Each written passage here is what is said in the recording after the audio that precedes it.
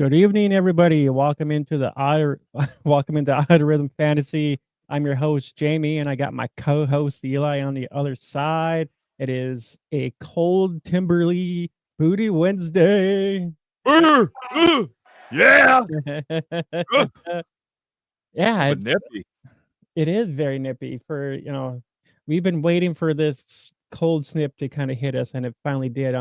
Unfortunately, we haven't seen the snow we've actually had, but other places have seen a little bit more snow than us here. So I'm very, very grateful for that. Yeah, none of it stuck today. I was out driving and I think they got a little bit on the a little bit further east than where we are in South Dakota, but we'll see. I don't know if Bubs is tuning in tonight, but Bubs, you're the meteorologist, man. Give us another update from over there and see where this ended up. But yeah, we didn't get much here, but yeah, it's been howling. The wind's been howling up here the last probably day and a half, and hopefully tomorrow sun will pop out. Been a couple gloomy days, but you know what? You know how you can fix those gloomy days, Jay, and anybody else that's listening. You can go back and listen to any of the previous archived material that we have. Spotify, you get the full episodes. YouTube, also the full episodes, but you also get shorts. You know, if you can only handle a sample, bite size, a bit of me or both of us, that's probably the way to go over there. And obviously, all the visuals as well. Twitter, X, whatever you want to call it, and then Instagram, Discord, and Apple Podcasts. So we're quite a few different platforms. And you know what? It's hump day. It's Wednesday. I got a new setup here. Yeah. You can see there. I got my little clock. I got my doors poster back. It's back up, baby. Break on through. You're missing your palm trees now. That's all you need. I know. I used to be like I used to be like a tiger, and now it's it's kind of it's gone away on me.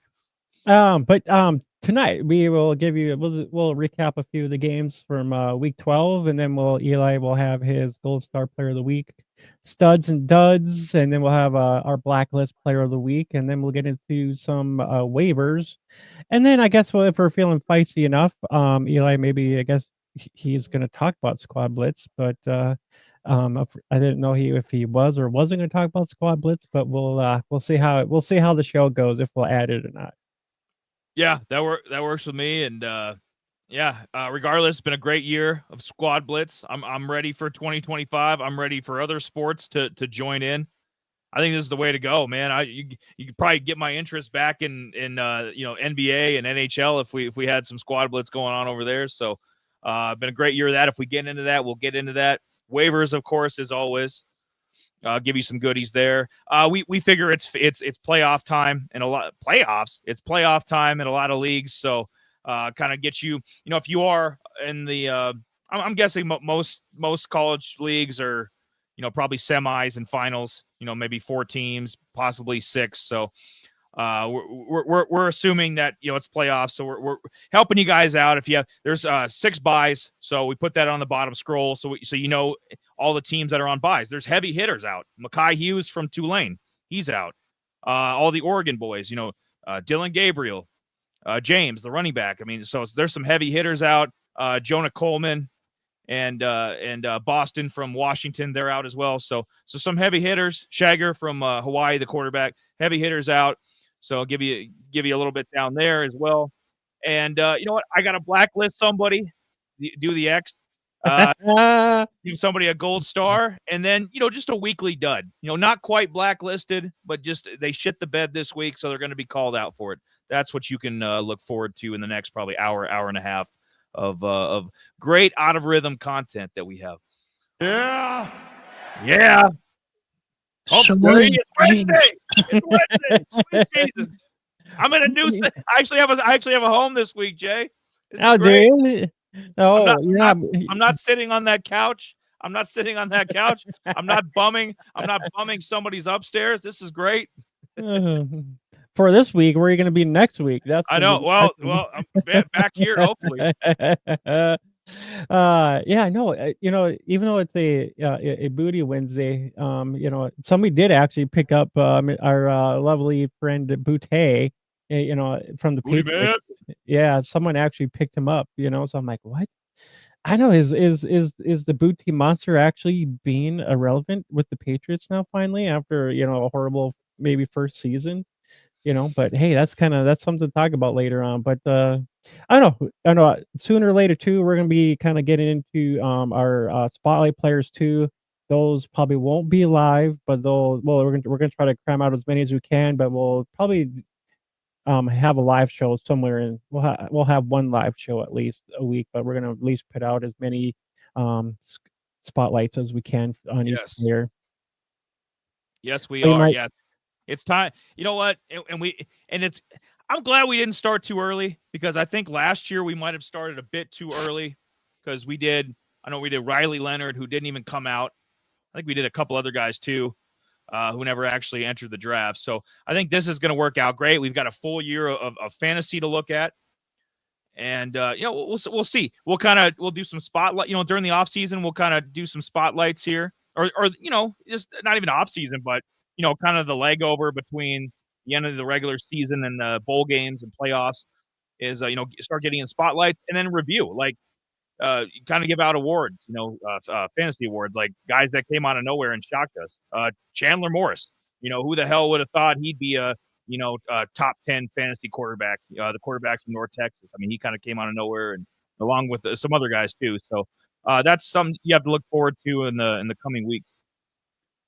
Yeah, and we'll probably we'll probably end up like recapping like all like our blacklist players and stuff like that to kind of see our overall thoughts on that. So we figured we kind of recap our blacklist players and see what kind of go forward with that too as well. I was going to get into some week 12, the previous week. Is there anything that you noticed, Jay? Any games, any players, uh, Um, things that stood out to you? yeah, BYU really sucks. That's what. Oh God! Oh, oh, Yeah. oh! So Yeah, they do. Yeah, but yeah, never do. They suck. Oh, they're awful. They're gonna lose. Jay, they're gonna lose to Arizona State too. This season, I this so season just went to hell. It went to hell because they couldn't win a simple fucking game against Kansas. it should have been a simple game, but think about what Kansas did last week. They beat a ranked team last week, so it's kind of like, So I you know from the week before where you know Northwestern came in almost beats BYU. You know they were struggling up the ass, and it was a very similar story this week. You know they couldn't get anything going, and they you know it wasn't until the fourth quarter they were trying to get shit going, trying to get their shit together, and you know it was pretty much a similar coincidence as what happened last week. You know, they kind of fiddle around too long for them to actually get their stuff together. And it's like, if you're gonna, you know, if you wanted to stay undefeated, you needed to get your legs in and just kind of put your head to the grindstone and not look back and, you know, do what you do, you know, do what you have been doing most of the season is, you know, just ground and pound and get this shit done without, you know, hesitation. Don't let teams get into the game, you know. Yeah, with Rapati and LJ, the two-headed monster, I expected more. And they kind of held Devin Neal in check on the flip side from Kansas. You know, they kind of held Jalen Daniels and Devin Neal and those guys in check, and at least in the ground. I know Devin Neal had 2 touchdowns, but he only had like 52 yards rushing. So, I don't know. I think they've just been overrated all year. I think that now they're being exposed. There's a couple teams being exposed. You know, Pitt's lost, I think 3 in a row. They're no longer ranked, nor will they be. I mean, they'll be lucky to win 8 games. Pitt's completely off the radar. K-State's kind of being exposed. They've lost a few. I think they're 7-3 now. So I mean, they'll be lucky to get to 8 wins. So a lot of teams are being exposed. But BYU, I mean, they had a great thing going. Just saying. And now they've the how do I phrase it? Like we never would have thought Colorado would have had a chance to get this spot, right? Like if you would have asked somebody a month ago, they'd be like, "Oh, no way, Colorado." Right? I would have agreed with you. It's gonna be it's gonna be Iowa State or it's gonna be BYU that gets that Big 12 playoff spot. You know, Just nobody had Colorado on their bingo card, but 8-2. They're rolling along. They're going to win their last 2 games. They're going to get into the Big 12 title game. Probably win that too. I mean, 11-2. What a turnaround! And I love all their players. I'm going to talk about them tonight a little bit. Got a few mentions of LeJontay Wester, their wide receiver from Colorado. He was a top 5 fantasy receiver last year. You know what I mean? He entered the transfer portal. He came over. So you combine him with Will Shepard, obviously the all world beater Travis Hunter, Shador. Just the how are you going to stop? It's like last year with Washington. It's like, how are you going to stop Penix throwing to McMillan, throwing to Roma Dunze, all these guys, Jalen Polk. Like, how are you going to stop all these different weapons? I think the same thing about Colorado. Colorado could make a similar run that Washington made last year.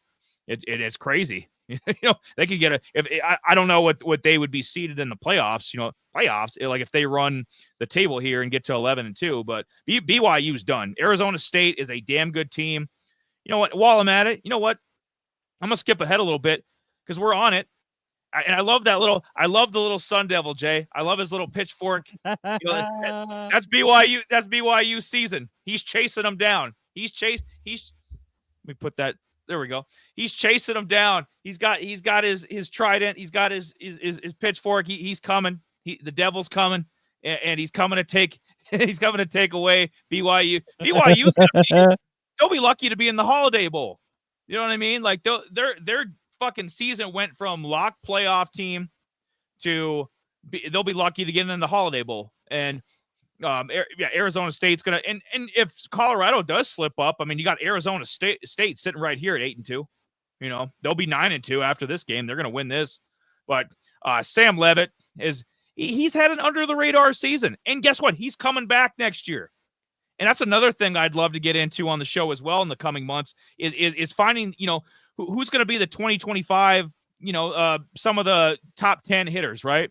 Because I mean you're losing Shador, you're losing Cam, you're losing a lot of these upperclassmen. I know John Mateer from Washington State will be back, but Sam Leavitt will as well. So Arizona State, and you know what? I think they're a good enough program they can keep him. I don't worry about Sam Leavitt transferring. I think they've got a good enough thing going there, especially if they somehow went 10-2. I mean, why would you want to leave a 10-2 program? Like, they've got NIL money. Yeah, nothing wrong with Arizona State. Yeah, no, I mean, to think about what they were the year before, I mean, they were not that great. They were the drizzling trash. Yeah, they were same thing with Colorado. Colorado and Arizona State were just getting mud stomped last year in the Pac-12. I think it was a wake-up call. And people go, the Big 12's easier. Yeah, compared to the Pac-12, it might have been the best conference last year. I mean, from top to bottom with Arizona, Oregon, Washington. Can we say that USC was 7-5. USC was 7-5, but USC had talent. They had Marshawn Lloyd and they had Caleb. And so, that conference was stacked. And then this year, I think it was a wake-up call. It's like, hey, we got to get some better players in here. And Dion said the same thing over Colorado. And Arizona State, I've been super impressed with. They've, while K-State and Pittsburgh have been going this way, Arizona State's been going that way. Can we say that the SCE is kind of overrated, and we got the Big Ten that is actually probably a legit conference? It's better. The schedules are better, compared to a lot of these, Georgia and them playing these weak schedules and shit like that. It's just kind of playing these small FCS teams or whatever it is, and to make it look like they're these badass teams when in technology. In reality, they're really not, so it's kind of like I like these, smaller teams that are actually playing better, like like Tulane. Tulane's is a school that's coming around the last few years here, and they've been getting into the title game at their conference and stuff like that. So I mean, they're a team to be maybe reckoning with as going forward.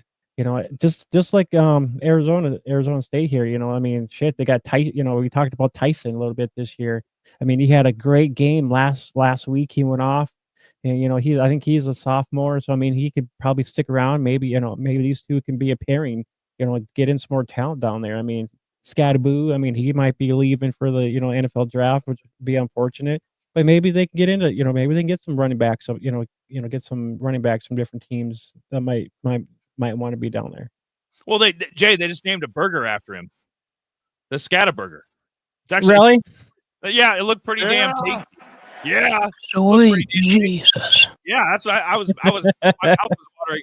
It's kind of spicy, not too spicy, but it looks spicy. It had a bunch of good ingredients on it, but where's this at? Burger King, Wendy's? No, it's like a burger restaurant or chain down in Arizona. So they made the Scata burger. So he's got his own burger. He needs to come back for another year. Can't make a, because they could win. They bring back Levitt, they bring back Scadaboo, and maybe a couple transfer receivers. This team could compete. They could win this conference, and then they could be in the playoff next year. Absolutely, yeah, that'd be something to think about. I mean, think about what Utah was supposed to be the team to be, the leading conference team in that, in the Big so 10 BYU or whatever. And and that didn't happen. Utah just kind of pretty much shits the bed. Big Cadoop, and we were all glad to see Rising back, but he hasn't played. He maybe played 2-3 games this year, and that was it.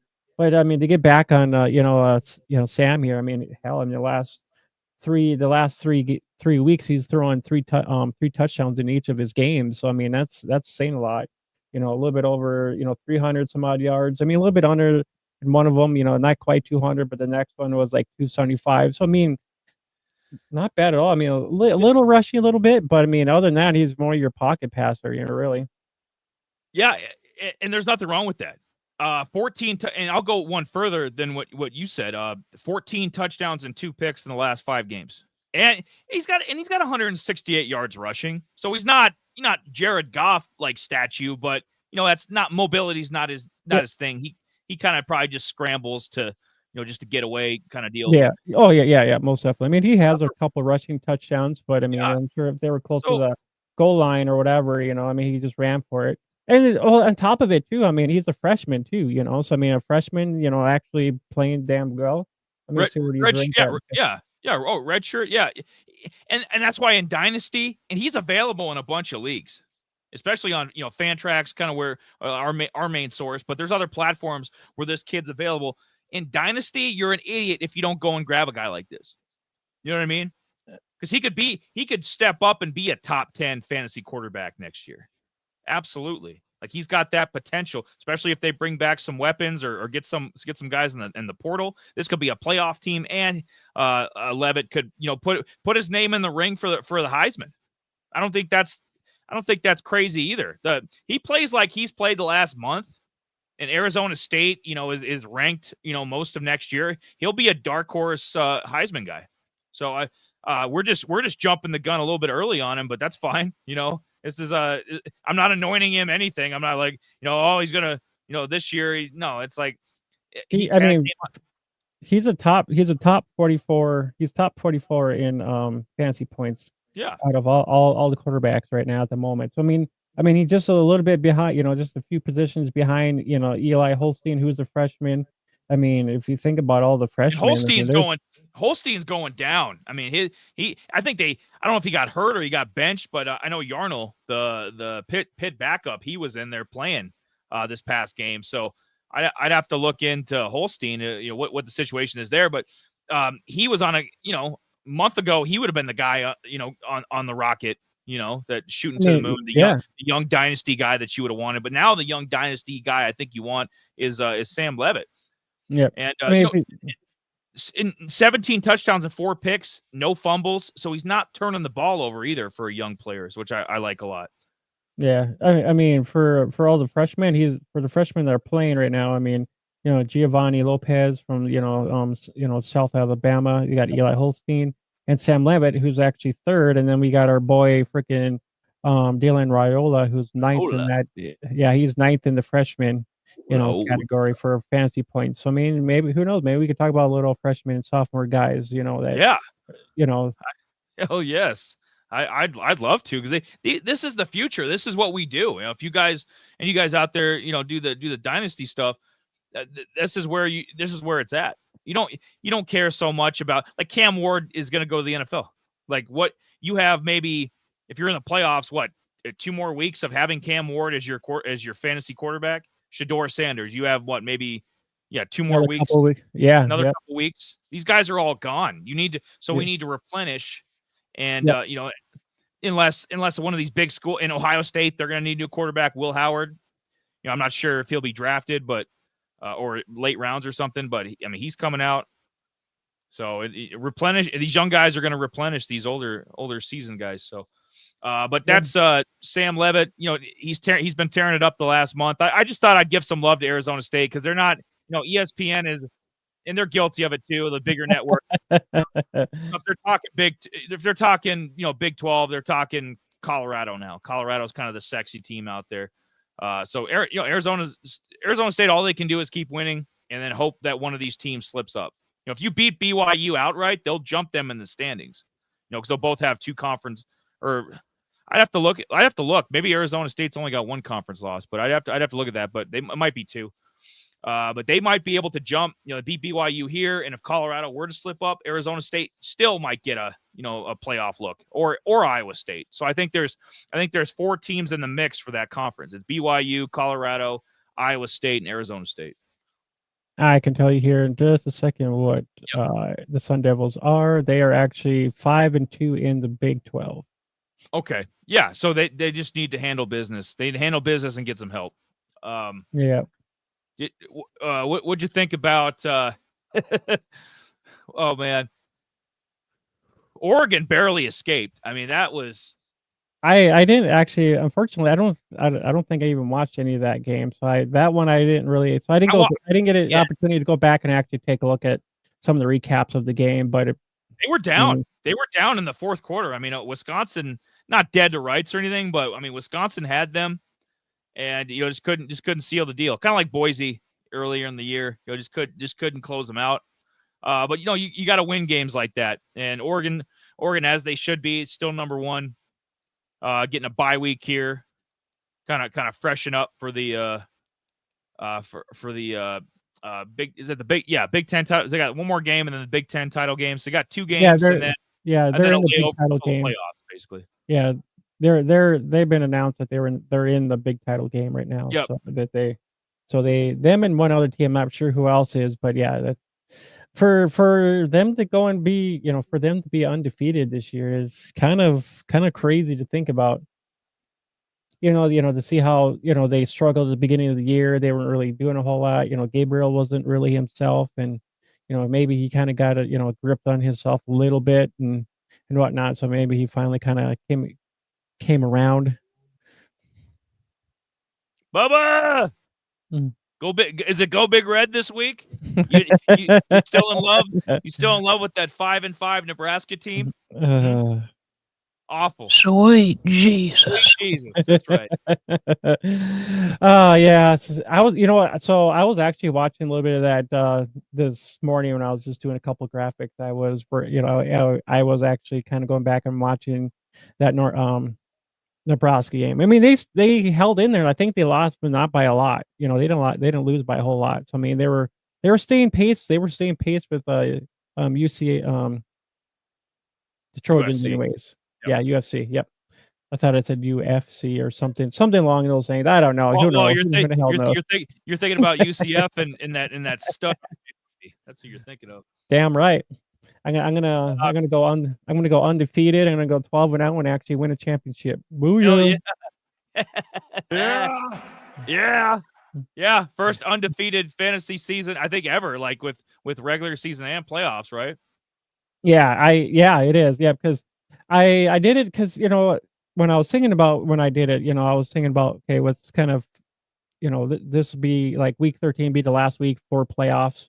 Just because week 14, who knows if some starters might be out. Kind of similar to like the, kind of like I was kind of thinking like the NFL side where, they make the playoffs and, you're not going to have some of your starters.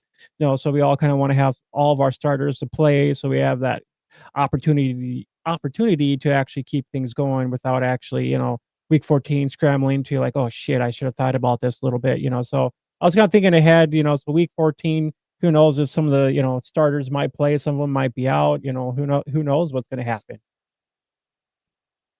Yeah, it'll be interesting to see, and I think this is the last bye week for those 6 teams. So if it is the championship round, everybody should be on board, all hands on deck.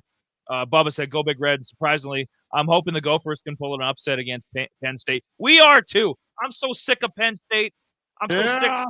Yeah, I want them gone. I remember back in 1999. Penn State was, I think, number 2 or number 3.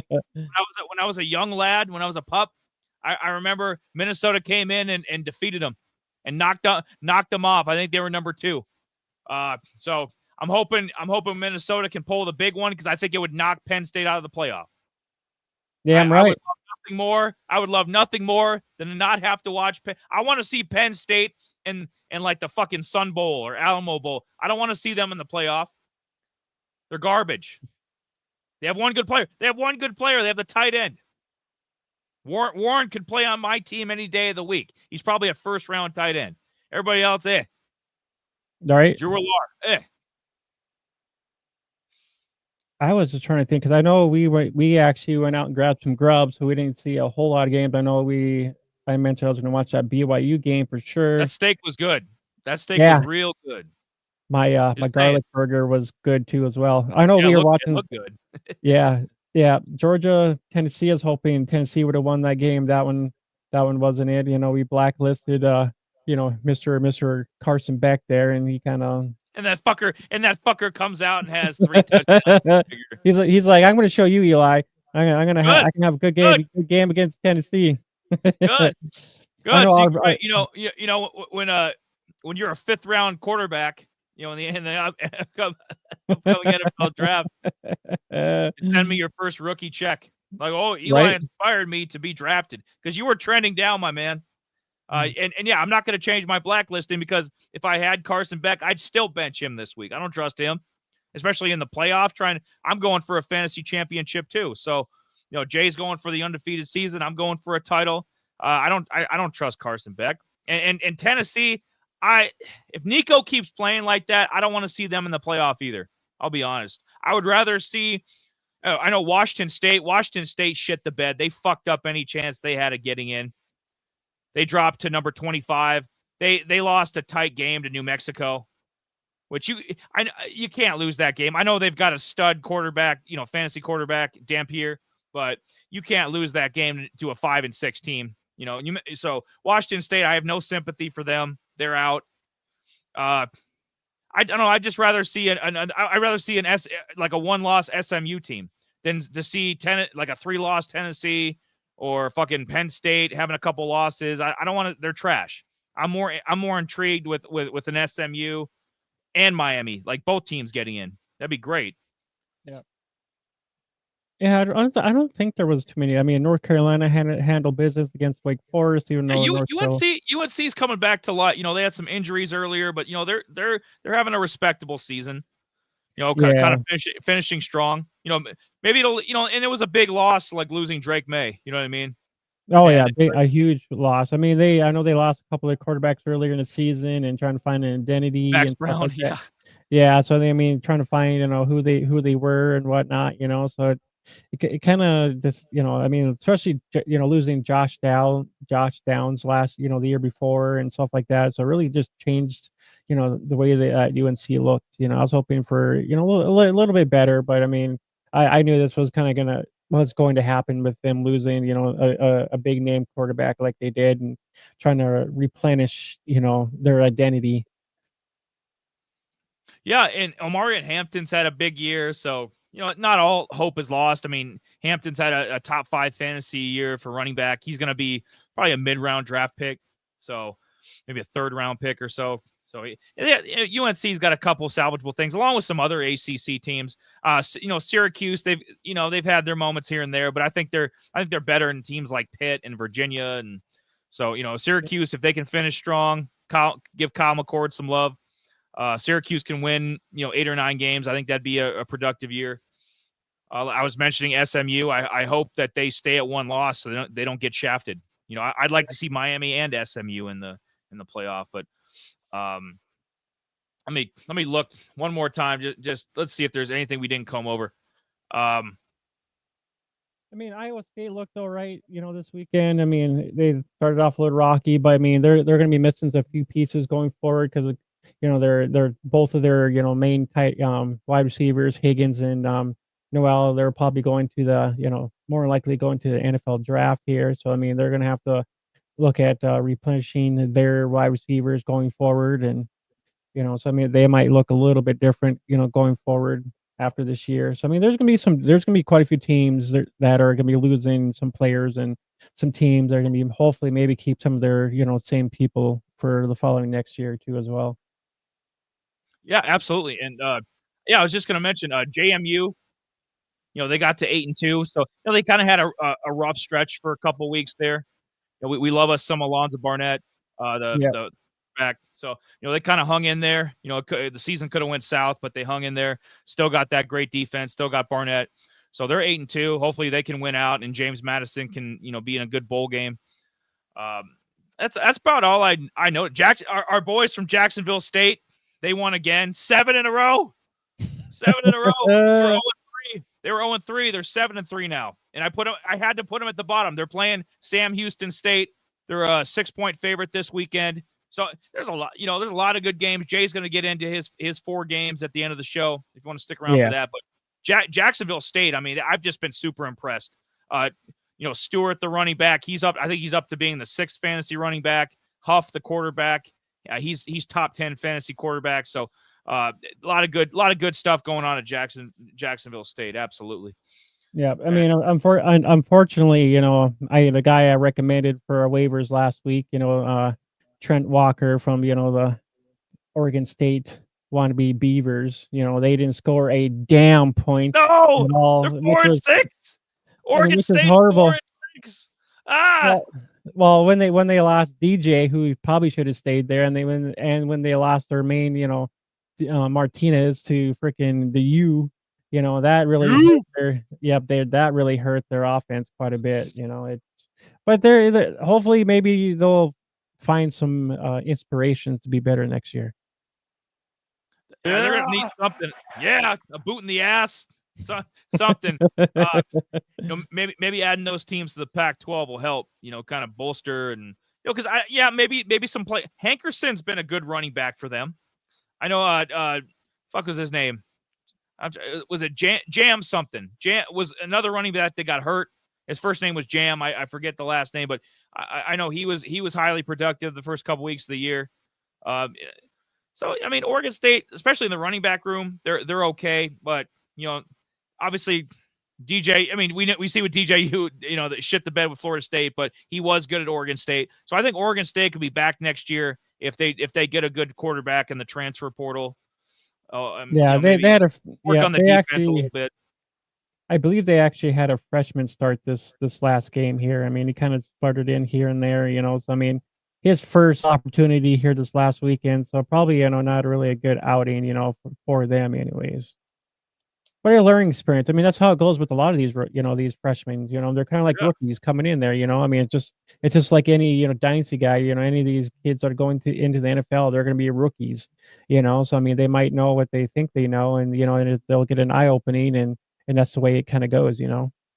Yeah, and I don't mean to be so hard on Nico from Tennessee. Because a lot of these guys get to learn on DJ Legway from Florida. Obviously. Holstein from Pitt. A lot of these guys have got to learn, kind of being low key. I mean, Florida's not a relevant program right now, and it's just Tennessee is their front and center every week because they're in the mix for the SEC.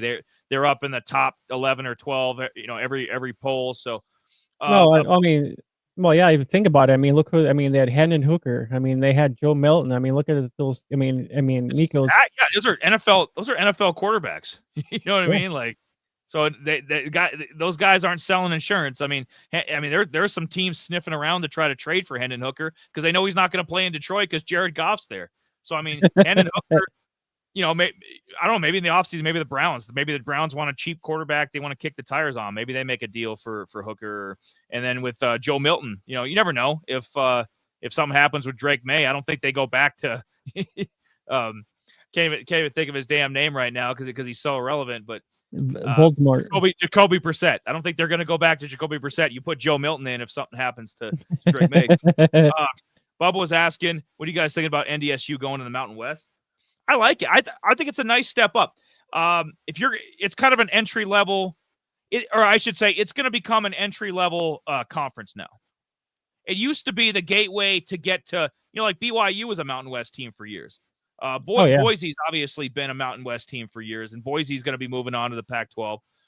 Trying to think of some other TCU. TCU was in the it'll never happen again, but TCU was in the national championship game 2 years ago, right? They were a Mountain West team for years before they went to the Big 12. So the Mountain West used to be a gateway to like bigger and better things, right? To get you into one of the Power Five. Now I think the Mountain West, because they're going to be losing so many teams, especially the Pac-12, I think it's going to be like the Sun Belt. I actually think the AAC is right now they're the fifth best conference. So, because the Pac-12 is maybe when the Pac-12 reforms, they'll be the fifth best conference again. But the Pac-12, I don't really consider. There's two teams. So if you get rid of ACC, Big 12, Big 10, SEC, the AAC is the fifth best conference. Look at Tulane, look at Memphis, look at Army. I mean, those are three. Two of them are ranked and well deserving. Like Tulane is on fire. Look at their point differential. I mean, Tulane has one of the best point differentials in the country. You know what I mean? Like Tulane is that offense is lethal. The defense is solid. Like I wouldn't want any part of that team if you got them coming up on the schedule or the bowl game. Mountain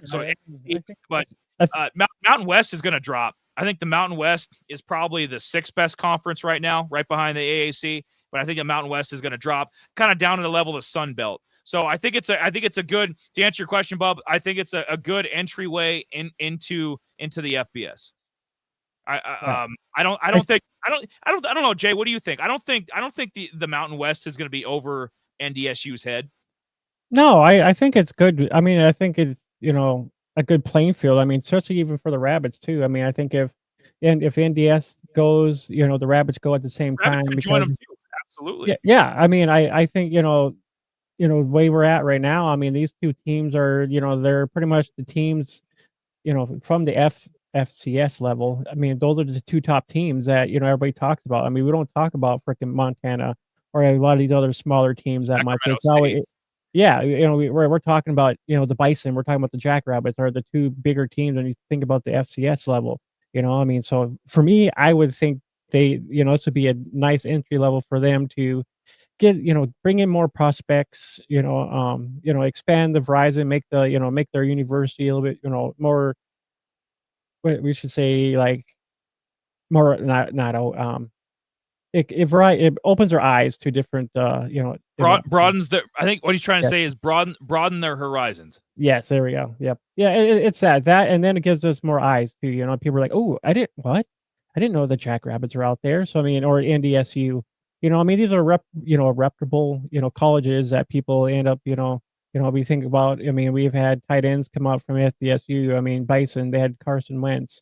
We had Trey Lance. I mean, so they had notable. I mean, they had some freaking offensive linemen here, go to the NFL. So, I mean, Cody Mock from the Bucks. He was he's one of our starting offensive linemen. Carson Wentz. I know Trey Lance didn't work out in the NFL, but he's still a third string quarterback. I mean, he's still good enough in the league. So they got. And he's young enough too. So. Christian Watson just caught 150 yards last week against the Bears. He's had his moments, but still, these are legit NFL players. So you go one or two ways. Remember Appalachian State. Remember years ago they knocked off Michigan and it was like the biggest upset ever. But App State kind of went. When they went to the FBS level, they've kind of been a lower end team. They're not. I know Aguilar, their quarterback's a pretty good fantasy quarterback, but like they've done really nothing at the FBS level. And then you have a team like James Madison, who's kind of come out of nowhere, they jumped up from FCS and now JMU is looking 10-2 dead in the eye, and they're going to be Jay. they're going to be flirting with the top 25 when the final rankings are over with. When JMU wins their last 2 games, wins the bowl game, hopefully, JMU might be ranked 24th or 25th at the end of the year. So, I don't think it's inconceivable within 2 to 3 years that NDSU could be at that level, winning 9, 10 games in the Mountain West. Absolutely. Yeah, for sure. I mean, I just think it just would just bring more people to the programs, and make the programs better. Make our football team better, and I mean, just brings more variety down to the just brings more variety. That's all. I like variety. What I don't like is duds. And to close out week 12 here, because we've said enough. I went on my tangents. I went on my conferences, some players, some games. We did enough of week 12. Enough. Western Kentucky, Caden Vetlkamp, and we've talked, or at least I have. I know Jay's kind of flirted with looking at him on the waivers and like, oh, not too bad. This week, I don't know. I just expected more. I expected more because I thought Western Kentucky might be a program on the rise, but this kid was available in a bunch of leagues. He'd been playing really good. 11 touchdowns and 11 passing touchdowns and 4 rushing touchdowns in the last 5 games. So, the last month or so, he's been playing damn well. Only 3 interceptions. He didn't throw any picks in this game either. So it's just the yardage was a joke. He didn't give you anything on the ground. And it's more or less just saving face. Like he didn't have a Kyle McCord 5 interception game. He didn't have much pick sixes like they were going out of style. He didn't have like a Noah Fafita game where it's like negative 26 yards because he sacked all the damn time. Yeah, Fafita, he was blacklisted a long time ago. Get him out of here. Louisiana Tech just they stifled him. Louisiana Tech won 12-7. Who the hell is Louisiana Tech? They ain't got nobody of note. Especially on defense. I just think you wanted a guy who was putting up 27 points per game and almost 250 yards passing per game at least, and they lose to Louisiana Tech, and I'm like, that's probably why. What is this shit? The way he had been playing. I mean, I guess it would have been the previous 4 games, previous month or so, he had 11 touchdowns, 4 rushing touchdowns, so 15 total touchdowns. So coming into last week, he was averaging almost 4 touchdowns a game, the last 4 games. So, so if you had picked him up and if you had a bye week or something, and let's say you were trying to get into your playoff, and you had started this bum, I'd be pissed. I'd be like, what? What is this shit? The hell is this? Like, dude, you were supposed to put up like 250 and 3 touchdowns. What, especially on Louisiana Tech. But yeah, for the whole season, Jay, his numbers are respectable. Completing almost, pretty much 70% of his passes, 19 touchdowns, only 7 picks, 7 rushing touchdowns. Is that a very, very good? I'd have to see. Maybe you have it in front of you. I'd have to see where he ranks like for the year in fantasy quarterbacking. But yeah, just kind of just a down week, and you can't right now. Like I said, it doesn't necessarily have to be just legendarily bad like Kyle McCord was that game. You're costing people playoff spots, and so you're going to be called out when people are counting on you to win a championship here, to win a playoff round, and you don't do it. You're getting called out. But I love the little blob logo. He's like remember Grimace from McDonald's? He's like his long lost red cousin. That's what the fucking Western Kentucky Hilltopper mascot looks like to me. He looks like Grimace's long lost cousin. Yeah. So Vandenkamp is actually a top 33 fantasy point quarterback on the season. Yeah, it very, very respectable. Like if you had to have started him or used him as a prop or in a prop, last week, I wouldn't have blamed you. That was a favorable matchup against Louisiana Tech, and he shit the bed. So, I mean, think about it. I mean, Carson Beck here is at almost the bottom 40 here. I mean, to think about it. I mean, Carson Beck. I mean, Caden actually has more fantasy points than Carson Beck.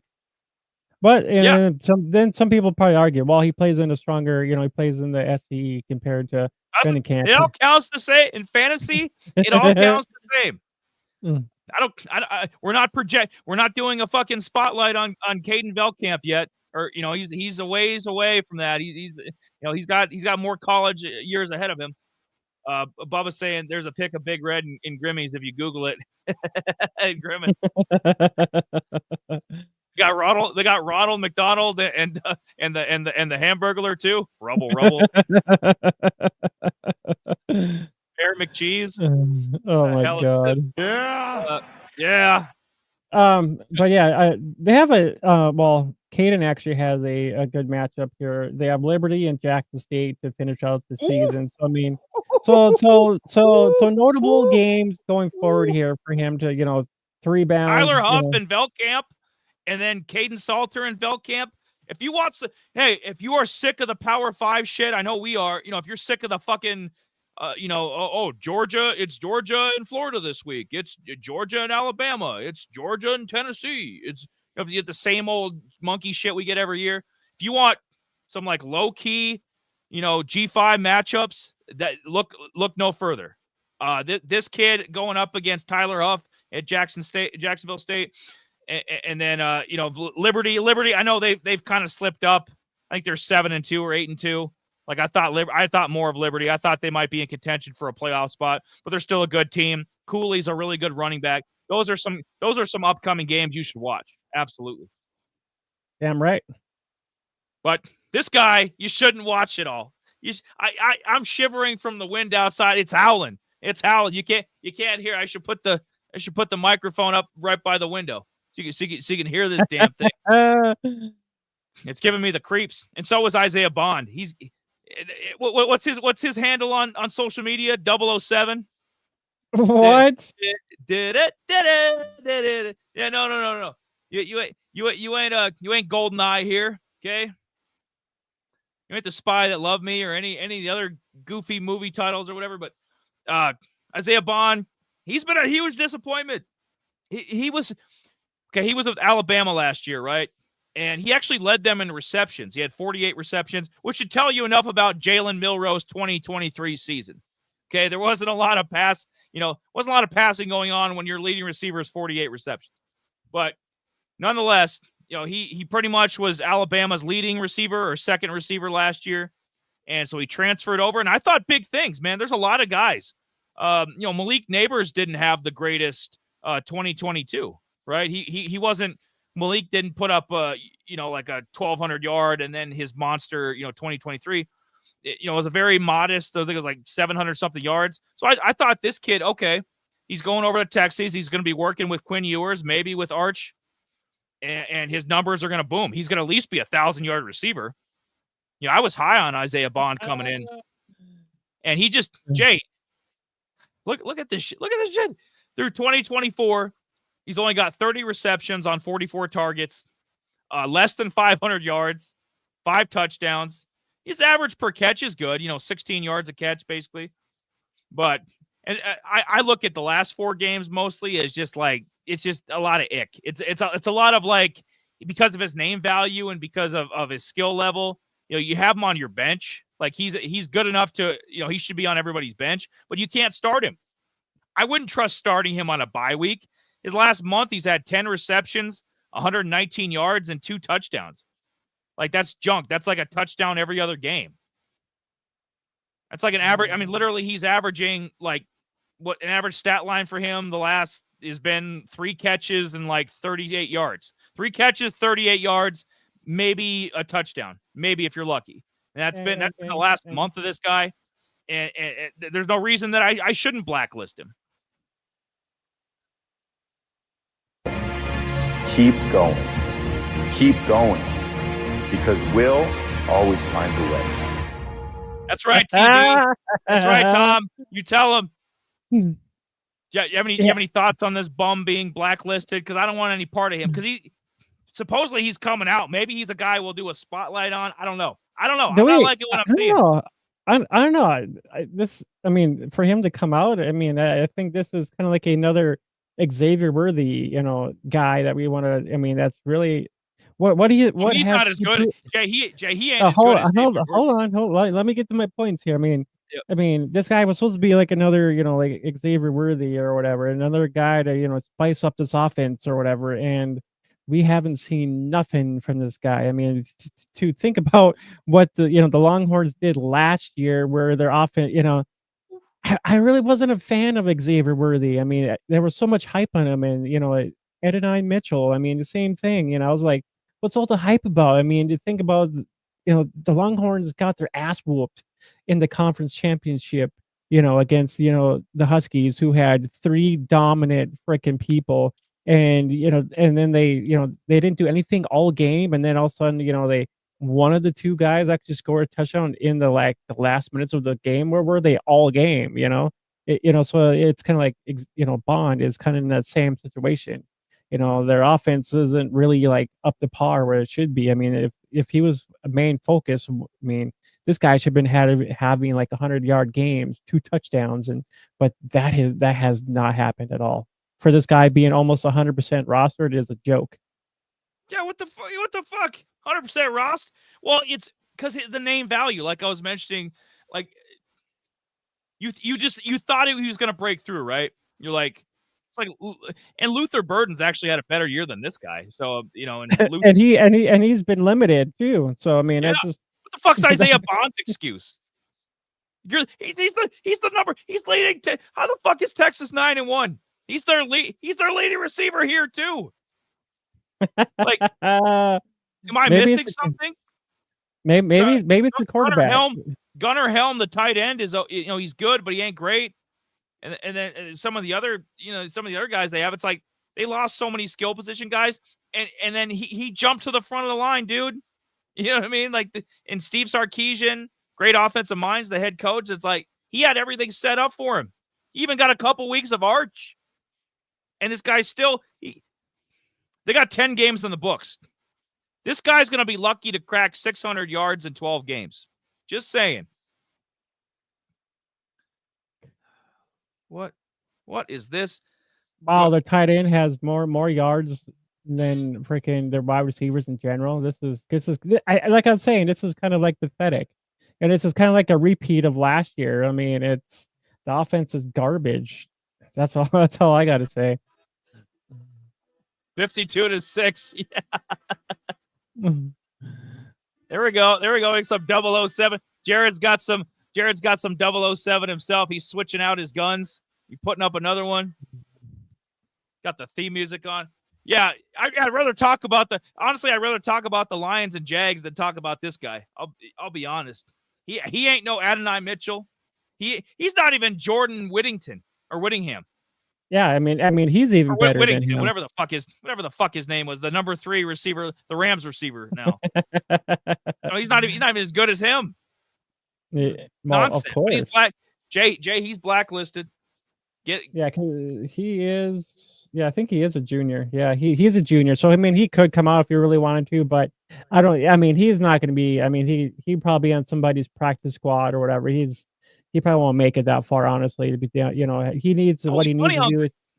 Yep, I think he needs to stay, revamp himself a little bit more. Either get away from Texas or stay with Texas, and maybe Manning can show. Maybe Manning can be the guy to get this guy 1,000 yards and maybe 10 touchdowns if that's the case. If he does stay there, who knows? I think that's what it's going to take, because I don't know.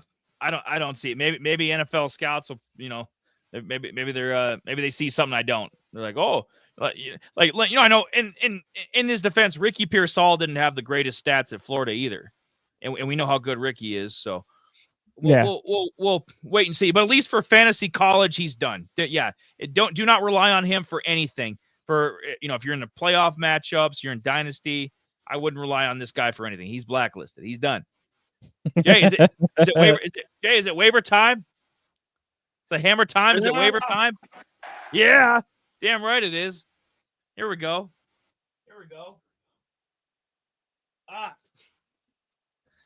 Yes. Ooh. Feel like Drake. Do you? I do. Week 13. like we've been saying all show, you're probably in your college fantasy playoffs, so especially fan tracks. So it's time to put up or shut up. It's time to win a championship here. Year's closing out. It's been a great 12 weeks. And now it's time to get down to business. Make sure you make the right moves. Not really any notable injuries from week 12. Stuff that would, I know we had a few weeks ago, we had the running back from Texas A&M. He was out for the year. So there was guys that were starting that were taken out. So not so much, not any significant things from week 12, but week 13, we do have 6 teams still on bye. I think this is the last set of bye weeks for all the college teams. Like we were mentioning earlier, Tulane, they got a bunch of studs. Oregon got a bunch of studs. Washington, they're down this year, but they still have a few studs. Hawaii's got a good quarterback. Obviously, Dampier from New Mexico, he's a universal starter, top 5 fantasy quarterback. I think he's number 2 right now. He's out for the week for a bye. And Memphis, I know me, it's going to affect me. I had to find a replacement for Mario Anderson. Mario Anderson's he's just been tearing it up for Memphis the last month and a half. So really, I'm in a pickle too. I need to find a running back to get some points. And then I might have some options. I might have some options for you too as well. Yes, maybe. Please help me. Help me. Help you. We're trying to win. We're trying to win championships here to bring home the gold to Out of Rhythm. First guy, Antonio Williams from Clemson. Reason I put him number 1, he had 17 targets, 13 receptions, 149 yards, and 2 touchdowns against Pitt. And Pitt's got a good defense. So, and he torched them. And I know the last few games before that were very mid, were very blah. But I mean, I if you're desperate enough, and there's not a lot of other receivers out there, Owen from Ohio, he wasn't qualified because I would have put Ohio in a couple of these spots because Ohio, the Bobcats have been playing great. Ohio's been tearing it up, but they're actually playing tonight. So yeah, they're playing right now. Yeah, so it wouldn't have made any sense to tell you guys, hey, go pick up the Ohio defense. Go pick up Owen, the receiver. But because it wouldn't have mattered by the time people see this or seeing it tonight. So we had to swap a few things around. I don't know. Have you come across Antonio Williams at all, or kind of seen any of it? I know you probably saw that game, man. That was a monster. 2 touchdown. I've seen a little bit. I mean, I've kind of jumped in a little bit of Clemson here and there, and kind of seen the number. He's the number. He's like I think number 20 fantasy receiver. So I mean, I believe it. He's Clemson's number 1. He's kind of had an under the radar. Given the profile of Clemson, he's kind of had a under the radar kind of season. But yeah, he's actually 25th overall. So top 25 receiver. Yeah, I mean Coleman out there. I mean, there's a couple guys that are in here. I mean, Webster from even the Buffs. I mean, he's available. I mean, he's out there.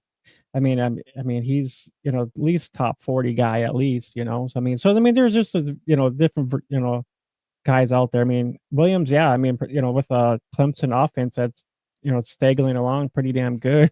I was thinking about Klubnik's been coming on, man. I've been warming up to Klubnik. Yeah. I was thinking about putting Williams in my waivers this week, but I'm like, yeah. For me, I guess, I didn't see for me, I guess I didn't really see him. I mean, he had a couple touchdowns here and there. I mean, unless something sparked and, it's like, ooh, okay, this guy's a pickup. I mean, couple digits, fantasy points is, over the last month or so, give or take. I mean, 1 touchdown. I mean, seeing a few, the last game here against Pitt, I mean, yeah, I saw the heavy targets for sure. Nearly 40 points, 10, 15. For me, I guess, unless something happened to one of the wide receivers, then, for me, he'd be a reliable asset for me. Yeah, and that's a good enough reason. If you're desperate enough, and it's playoff time. So if you gotta, if you gotta hit a home run, absolutely. Boise State's defense, I would have loved to go with Ohio here. I'll be honest. Ohio has been tearing it up. the last probably month, and under the radar too. Ohio doesn't get any love, but their defense has been outstanding, and they're probably going to shut down. I forget who they're playing tonight, but they're probably going to shut them down too, and have a nice fantasy game. Jay's probably checking the TV. Oh yeah, I'm sorry, I'm watching the Buffalo Buffs and Eastern Michigan. I had the other game on, but yeah, that's fine. No, I appreciate. Yeah, he's got split screens. I need that set up. Boise State's defense. The last month they've had 20 sacks and 2 defensive touchdowns, and they've been averaging like a little bit under 20 points a game allowed. So yeah, solid. Not world beater defense, but remember, Oregon's on a bye. Oregon will be a defense you might be able to pick up. They're on a bye. Army's got a really tough matchup against Notre Dame. Army's got the best, I think, the best point different. I think the Army's only given up 93 points all year. I know they've only played, like Army's only played 9 games, but still, I mean, Army's defense, they're stingy as hell. They're giving up 10 points a game. So, but Army's got they're going to have a hell of a time trying to hold Notre Dame to 10. So those have been the other teams to look at for like bye wise. Just couldn't go there. So, we're going to go with Boise. I don't think that's a bad option. And only 23% rostered too. So you could probably pick up Boise in any platform. It definitely fan tracks. Number 3, new guy to the list. We haven't talked about him at all. And I like some of these. We talked about Jalen Kitna, the UAB quarterback. That's John Kitna's son. Well, this is Josh McCown, the former NFL quarterback's son. Let me. Here we go. He's actually a top 25 player. Yeah. These guys are popping up left and right. Like some of these guys that you're just Antonio Williams, Owen McCown.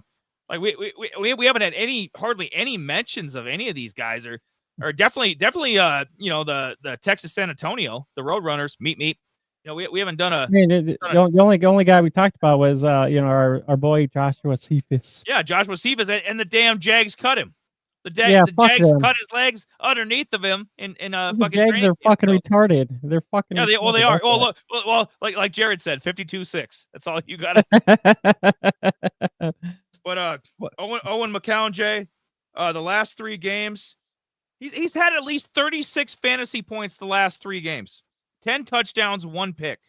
So the last 3 games, it's not a 1-week wonder, kind of like Antonio Williams. I mean, Owen McCown, I place more importance on receiver. That's why I put Owen McCown over Antonio Williams over Owen McCown, is because there's less receivers to go around. Let's just be honest. Running backs or receivers or tight ends too. They're harder to come by than a good quarterback in fantasy. But Owen McCown is, if you had to pick him up in a pinch, I think you could start him right away. And Texas San Antonio, they're back from the dead. Like, they were playing like shit the first half of the year. He's come to life. And they play Temple and Army. So I mean, these are good matchups. Oh, definitely Temple. It's getting good. I mean, only 40% rostered too. So 23% started. So McCown is definitely out there to be had, and I like trends like that. So you know what, we went tight ends are pretty lean right now, so we went with Joshua Simon again for the 4th spot tight end. 33% rostered, so he's pretty much available on any platform, I'm guessing. So if you're in a real need for a tight end in a playoff matchup, that'd be the guy that I go with. He's had a touchdown in 4 straight games. And like we say with tight ends, unless you're Tyler Warren or Harold Fannin, like, you're not going to be getting 10 targets a game. Most of these tight ends are lucky to get 5 or 6. If most of the time it's usually 5 targets for a good tight end, 5 or 6. So you score a touchdown every game. I'd feel okay. If I had a shitty tight end situation, I'd go pick Simon up. Absolutely. And then, you know what? Braden Bennett, I put number 5. I know Jay's talked about him before. I love the Coastal Carolina. I love their colors. I love their logo. Jay loves the Tulane logo. Well, maybe I need a Coastal Carolina hoodie or a fucking something on my wall. I mean, we talked about him. 7 touchdowns in the last 4 games for Braden Bennett. Yep. He, like I mentioned last week, might not be that 1,000-yard back that we expect to see, but it's from the Sun Belt Conference. He's a bell cow. He might win you a championship because he's averaging at least 21 points per game. And his 34 points a game against App State last week. So he's got Marshall, Georgia Southern, and Georgia State here. To wrap up the season too. Favorable matchups, and running backs are super lean right now. So, and there's been some guys there might be there might be a couple of running backs in the eye too that people might have not looked over. What that means? That means he's got some players too. That means save the day. You're not limited to this ain't Subway, and they don't have no $5 footlong anymore, and we know why that is. But Jay's got some more players, so we're gonna add on. Maybe we've got 14 players for you. Maybe we're doubling up. Who knows? What do you got? What do you got for us? There we go. What do I got for you? There's quite a few. If you actually, if you guys haven't, you can follow me out on X at Algorithm Fan. I do a weekly top 4, which usually comes out Sunday, sometime between Sunday night, Sunday morning, so you guys can actually gather those up. And then I put out this weekly top 9 the next day, with the top 4 guys in there that I mentioned on Monday. So it's a little bonus if you guys want that. Go over and give me a follow over on the X over there. Would be greatly appreciated. So if you guys want some of this great information beforehand, it's out there, and yeah. So let's Eli talked about running backs, and I have quite a bit. I actually have a quarterback myself. Give it to me. Well, Kevin Jennings.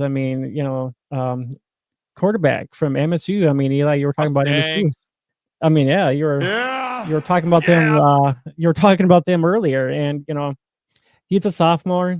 He might not be in everybody's radar. 22% rostered.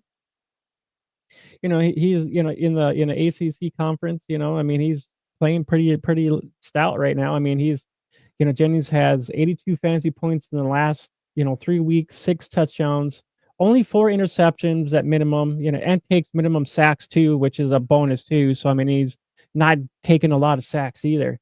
And he's taking stride to get better each week. The beginning of the season, it was kind of rough, but this last month and or so, he's kind of came on, so he's looking pretty damn good. He's only started in 10% of leagues, and so he's out there. He could be a sneaky play if you need a quarterback.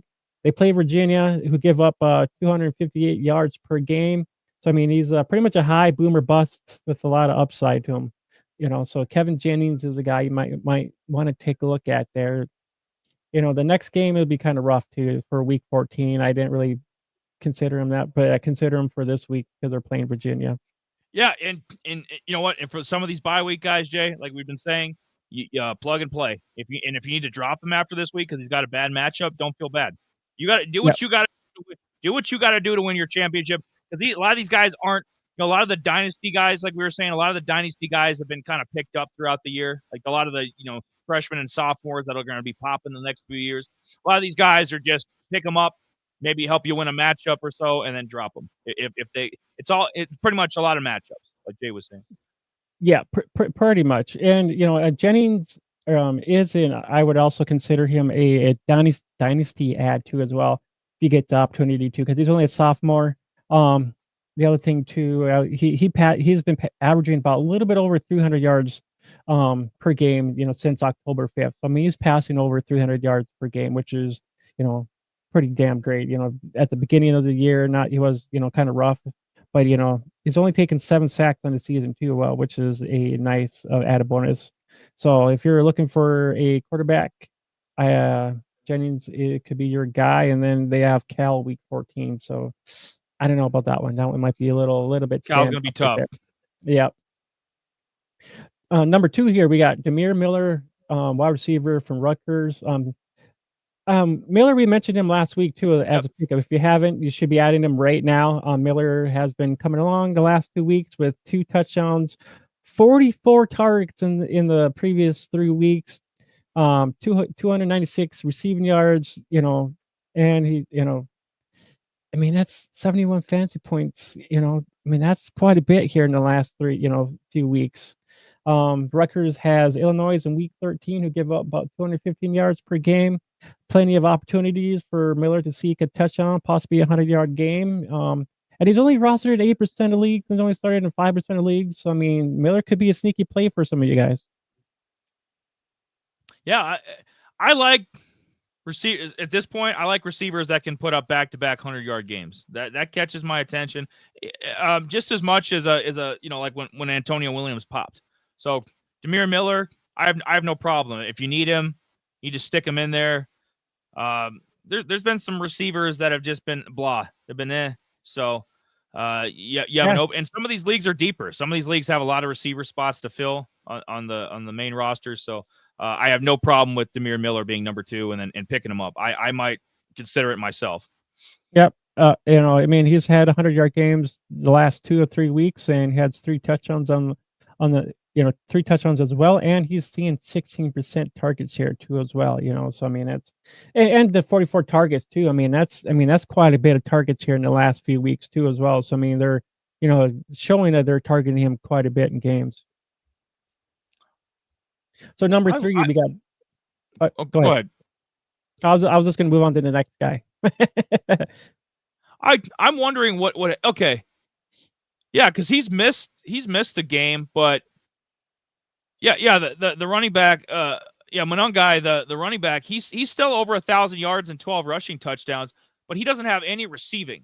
So you think, that's always the question with the great backs. Like, okay, well, what are the other? Is he a receptions guy too? Like, is he taking receptions away from receivers or tight ends? Yeah, he ain't getting nothing in the receiving game. So Rutgers, this is their number 1 target, through the air. So I'd feel comfortable, even more comfortable with that. Like, there's no running back or a real tight end threat to take away targets from him. Yeah, for sure. Yeah. So let's move on to number 3. We have Tulsa's wide receiver Joseph Williams here. Holy shit! Right, 158 yards and 3 touchdowns. I know. Williams is a worthy add if you need a wide receiver. I mean, you're very needy. Sounds like my ex-girlfriend. If you're wide receiver needy, he's a freshman on top of it. Williams in the last 2 weeks has popped for 270 receiving yards, 4 touchdowns, and he's been targeted 19 times, hauled in 11 receptions. So Williams has laid down 62 fantasy points.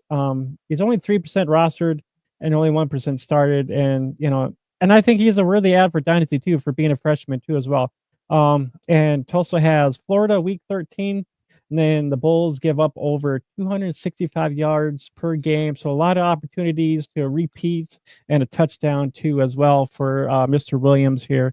Yeah, I think he's a good, for being a freshman, and as we're talking about Dynasty and stuff like that, I think he would be a good, a guy to take a look at and add to our rosters for the following next year. But yeah, other than that, I mean, I think with the Bulls with Tulsa giving up quite a few passing yards on their defense, so I think Tulsa has to be really pass heavy to stay in games. Yeah, which is why you see these numbers from a lot of their wide receivers. Which is great for fantasy owners, especially playoff time. Bryson Washington at number 4. Yeah. Running. Houston's been Houston. We have liftoff. Wrong. Houston's going down into the ground. He got like 3 points last week or some shit. But fucking, what about Bryson here? You gotta find me a running back. Is he it? I don't know. He could be, maybe, possibly. I mean, Washington has been a monster the last 2 weeks, tossing down 95 fantasy points for Baylor's running back, which is kind of unique, He's 36% rostered, 24% started. I mean, he's a worthy addition to your dynasty. He's a freshman too as well. If you haven't already, the last 2 weeks, he's put up 8 touchdowns, 1 receiving, 319 yards. And, he goes up against Houston this week, and then who gives up 131 yards per game, and it's a very tasty Big 12 matchup, really. If you think about it. Yes, that is I'm licking my fingers as we talk. Baylor's been playing good lately.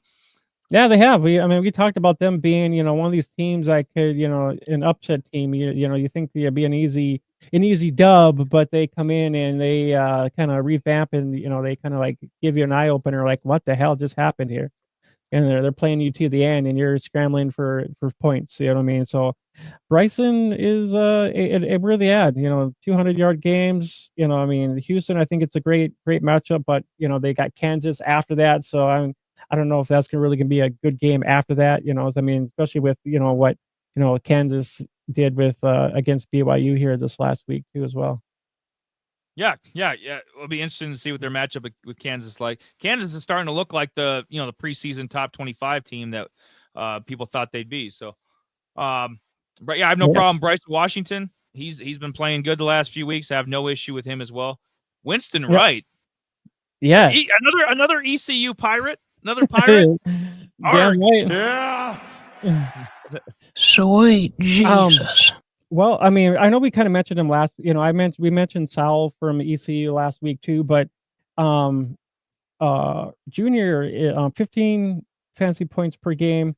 He is the number one wide receiver there. So he is mostly seeing their touchdowns. So he's a guy that actually does take the touchdowns away from Sal and the other guys down there. So he's the last month he's had a touchdown in every game. Even if sometimes they'll actually do a little swing pass or behind the offensive line, and he'll have a rushing touchdown in there or whatever. So he does. So there's a little bit sort of options to him. So either he'll get you a rushing or he'll get you a receiving touchdown. So they use him in almost like a worthy setup. He'll the short passes, or they'll run him behind the offensive line for a little handoff for a touchdown or whatever when they get closer to the goal line. So he's kind of similar in that kind of role. So he's someone who if you need wide receiver help, he is a guy to take a look at. And they do got North Texas, which would be probably a good heavy pass, and then they passing game there, and then they got Navy too as well. So that they're gonna need all the help they can get there too as well. And Navy, we just saw what Tulane did to them. So Navy's pass defense is susceptible too. So a couple good matchups. Yeah, you need a extra receiver if he's their number one guy. I have no issue picking him up and then seeing what he does and maybe stash him on the bench. Yeah, for sure. I would have to agree. And then we have number 6 here. We have Rochelle from the Utah Aggies. He's averaging 27 point fantasy points per game, minus the Washington game where he only got 2 carries for 3 yards. Was he kind of hurt? I don't think he was. Yeah, so it was kind of but he rebounded against Hawaii, 21 carries, 191 yards, 2 touchdowns. He is a top 33 fantasy running back on the year. So he's kind of a guy you might want to take a look at, because he's got the Aztecs here this week, and he's got the Rams the next week. The Aztecs give up almost 200 yards per game, to running backs, and then they got the Colorado Rams, who give up a little less, but 141 yards per game. So there's very well good opportunities for this guy to score a little bit over 100 yards and a touchdown. Yeah, he's been kind of been on the radar the last I'd say probably the last month. He's kind of been a guy I've had my eye on. Jay's brought him up a couple times. Yeah, he was in my waivers here just like a couple weeks ago too. He was actually one of my top 4 guys to actually pick up too. And I believe that was like I have no issue. I think it was early. It might have been week 10 possibly, pretty well earlier in the season, I believe. Yep, week 10. Yep, had him in my top 4 for guys that maybe pick up for the week. So, and then we move on to 7, 8, and 9. We talked about 9 already. Eli talked about Boise, and I think Boise might be the only team out there that seems reasonable right now. And then we got a Veldon Malthus. Barmalthus. Wait. How you say Hold it? Hold up. Are these last two names actually real people's names? Gavin Bartholomew and Buck Buchanan? Buck, that sounds like a fucking comic book superhero, like his alias, Buck Buchanan. Yeah. I was like, Live from the news desk, Buck Buchanan, kicker Buck Buchanan, and his co-host Gavin Bartholomew. Right, talk about tongue twister for me. Yeah, Maybe if I took my tongue ring out, I might be able to pronounce stuff right, you know. But yeah, I was like, because I was watching, I end up, so usually when I'm doing a lot of my downtime, I'm rewatching some of the games from the previous weeks and stuff like that, and I was like, oh, I guess I'm gonna watch Pitt. I wanted to see why they lost last week, so I was like, all right, I'm gonna watch some of these guys, and Gavin was a guy who, he's involved but not involved at the same time. So 5 targets a game, very touchdown dependent.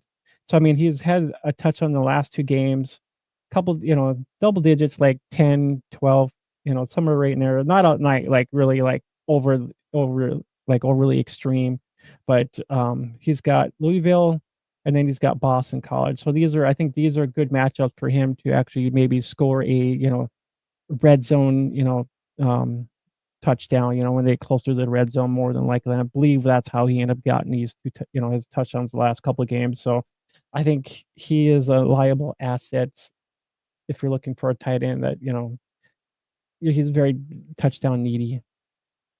Yeah, it's slim pickings at this point, like we were mentioning earlier. It is. Yep, it is. Can't get entries anymore. He was the Cal tight end, and a couple other guys, Jolly from NC State. There's some other guys in this kind of same point average range that you just can't get anymore. So Bartholomew it is. Yep, it is. I was just like, I was in my eyes, I was just kind of like, all right.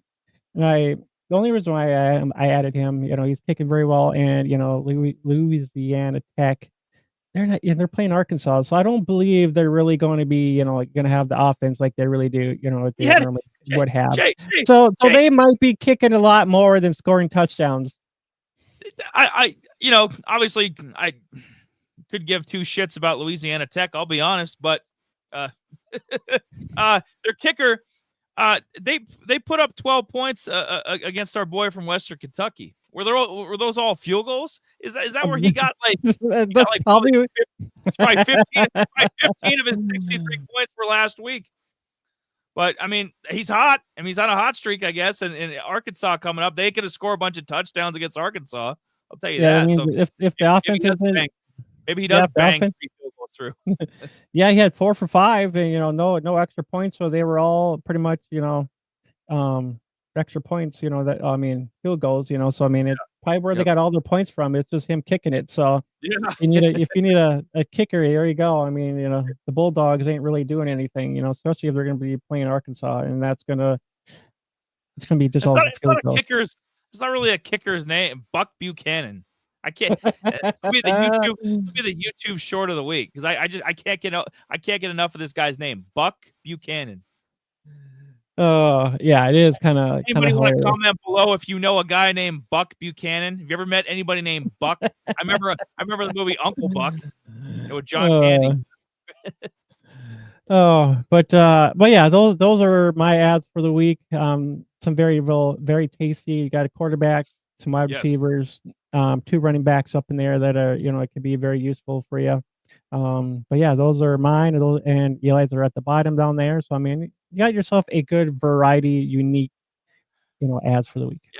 Yeah, and you kind of combine both of our lists, and you'll find, and then a couple other guys that you've been eyeing, and you'll put together a solid waiver wire this week, and hopefully you're in the playoffs or you're in a consolation that you're trying to win. Save some face so you don't end up in last place. That rhymed. Right? Is it time? Can we help everybody make a little bit of the green? Jay, you know what time it is? Give me the cue. Money! Gonna make a little money. Sleeper, because you know what? Sleeper overtook DraftKings. Okay, they lapped them.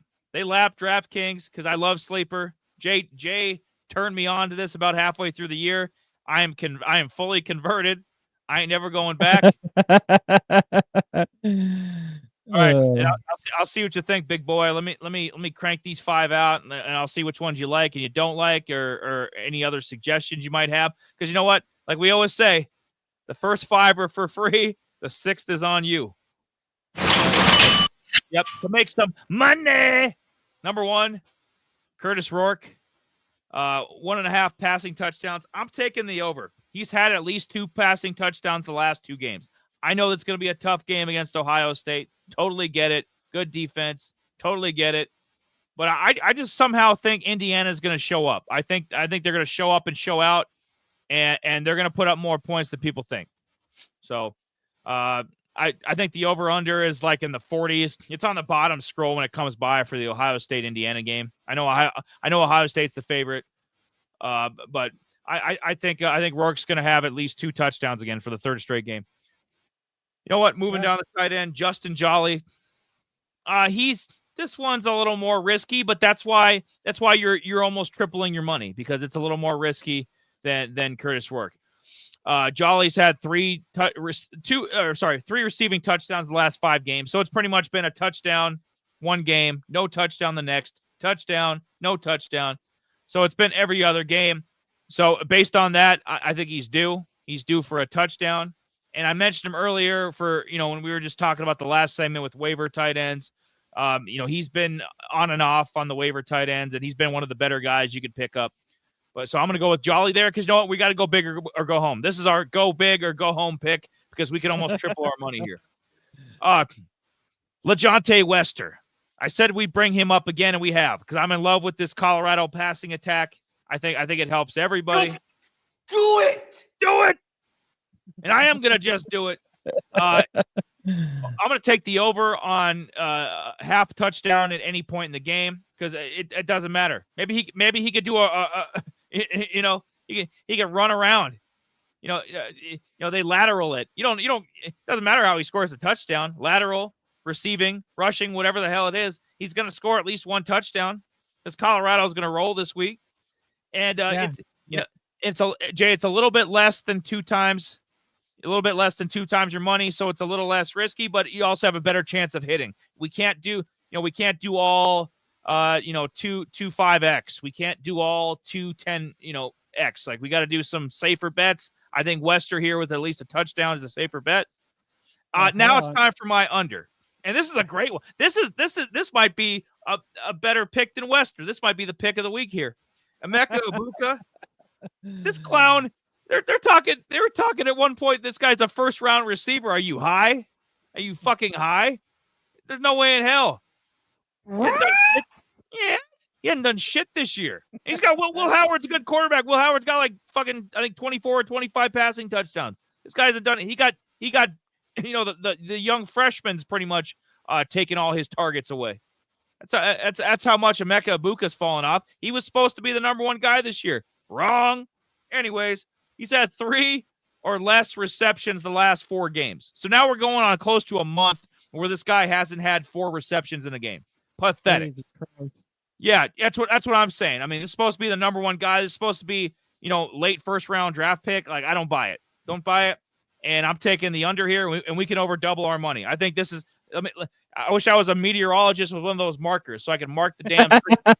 What? If you get nothing else from this, following me, take that Emeka Egbuka. That is going to hit, especially against Indiana's defense. If they're going to lose, they ain't going to let this clown beat them. And then number 5, DJ Legway. This one's a little risky too. This one's a little riskier. We can over double our money, but you know what? DJ Legway has not had a single game with 2 passing touchdowns yet.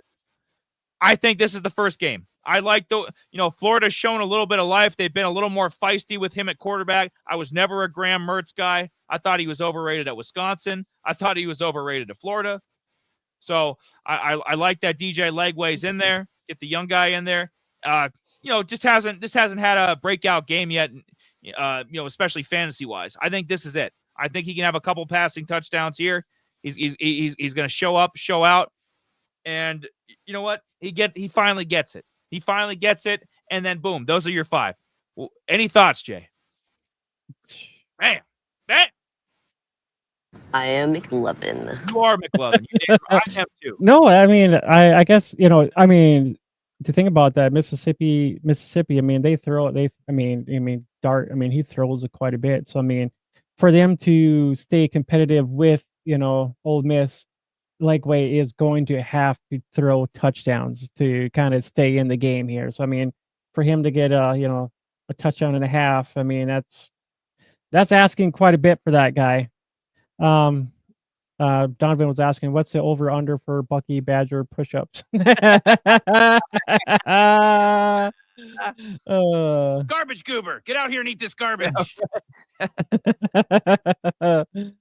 I mean, there's a couple other guys. I mean, I don't know. I heard the toxic Avenger could do 15. I don't know what Bucky.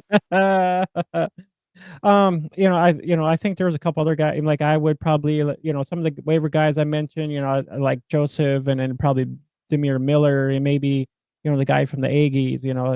I think Wright Jr. is a guy you could probably toss in some of your props to as well for for a little variety too as well. I was thinking about that too. I mean, think about Saturday too. I mean, we got Caleb Johnson coming back from their bye, they're playing, the Terps, so I mean, there's very well, what's his props here for Caleb Johnson real quick here? They pretty much got him with 14 yards reception or 120 over or 120 yards. He gets both. I think he goes over. I think Caleb goes over on both. Maryland's just kind of a mid. They're like a whatever the weakest bowl game is for the Big Ten. That got like that. I'm not sure about their record right now, like in front of me, but I'm guessing they're like a 6-6 team. Maryland, they're just mid. Iowa's gonna mop the floor with them. Caleb Johnson's gonna run all over them, catch passes, like whatever props Caleb is on. I'm taking the over. Yeah, I mean, so there you got yourself a good variety. I don't know if Tulsa's up in some of these props either. I'll take a look at them, but yeah, if there is, I'm probably gonna do. I mean, BYU, Scotty will probably get an anytime touchdown up in there, just a quick, either that or 40 yards in the receiving game. That's very possible. I mean, we damn well know he might see over 85 yards rushing for sure. And Tyson, I like his thoughts, his on anytime touchdown there. A little bit less, but I mean, to hit that, I mean, that's pretty easy. They're going to be tossing him quite a bit. So, yeah, I like both our lists. Jay, if there was one that you could of the ones you cranked out, obviously I would highly suggest everybody does the Emeka Ibuka, receptions prop there. Is there one of those you mentioned that you're like you feel the most strong about? Probably Scadaboo. I mean, he's more likely going to get you a touchdown no matter what. Oh yeah, absolutely. That does a bear shit in the woods. Does the clock go around 12 twice a day? The Scataburger, does he score a touchdown? You damn right he does. Yeah, or the other, or if you're feeling really feisty, you can go with Will Shepard from the Buff too, and he's got an anytime touchdown, and he's had a touchdown in most of his games. I mean, the last 2 games, I mean, he's had 3 touchdowns. So I mean, this last weekend he had 2. Wester, Horn, good God, Shepard. What's my Travis Hunter? Who else am I missing? The tight end, maybe? Maybe Shepard has 5 touchdowns to 5 different people. Yeah. Got that right. All right. It's time. You know what? I missed the playoffs for this, Jay, but it was a damn good year. I finished strong. I whooped that ass. I did all I could do last week. I whooped that ass. I smoked the guy. Got to 7-5. Just wasn't enough. It's only a 4-team playoff. Just playoffs. Yep, just missed out.